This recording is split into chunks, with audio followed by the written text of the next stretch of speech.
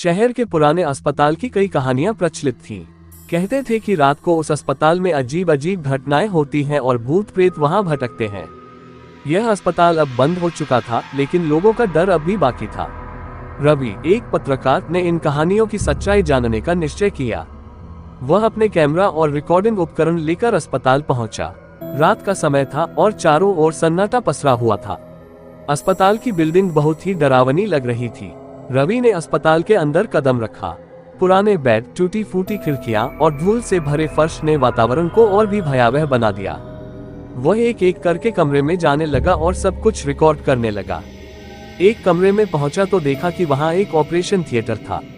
Operation theatre की हालत बहुत खराब थी। उपकरण जंग खा चुके थे और चारों ओर खून के धब्बे लगे हुए थे। रवि ने अपनी टॉर्च की रोशनी में देखा कि एक कोने में एक पुरानी व्हीलचेयर पड़ी थी, जो धीरे धीरे हिल रही थी।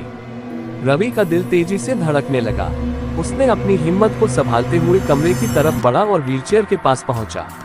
अचानक उसे एक ठंडी हवा का झोंका महसूस हुआ और कमरे की बत्तियां अपने आप जलने बुझने लगीं। रवि ने सोचा कि यह उसकी मन की वहम हो सकती है। उसी वक्त एक औरत की चीख सुनाई दी।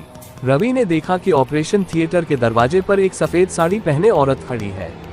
उसके चेहरे पर गहरी चोट के निशान थे और उसकी आंखें रक्त से लाल हो रही थीं। रवि ने कांपते हुए पूछा, तुम कौन हो? औरत ने दर्द भरी आवाज में कहा, मैं डॉक्टर अनामिका हूँ। यहाँ पर कुछ वर्षों पहले एक दुर्घटना में मेरी मृत्यु हो गई थी। मेरे साथ अन्याय हुआ था और अब मेरी आत्मा यहाँ भटक रही है। रवि ने डरते हुए पूछा, तुम्हें शांति कैसे मिलेगी? डॉक्टर अनामिका ने कहा, मुझे न्याय चाहिए। मेरी मौत के पीछे के सच को उजागर करो और मुझे शांति मिलेगी। रवि ने वादा किया कि वह इस मामले की तह तक जाएगा और डॉक्टर अनामिका की आत्मा को न्याय दिलाएगा।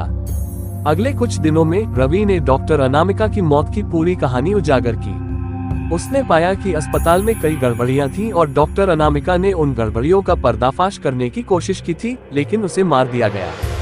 रवि ने अपनी रिपोर्ट प्रकाशित की और पुलिस ने मामले की जांच शुरू की। कुछ समय बाद अस्पताल के पुराने कर्मचारी और प्रशासन के खिलाफ कानूनी कार्रवाई की गई। डॉक्टर अनामिका की आत्मा को आखिरकार न्याय मिला और अस्पताल को फिर से चालू किया गया।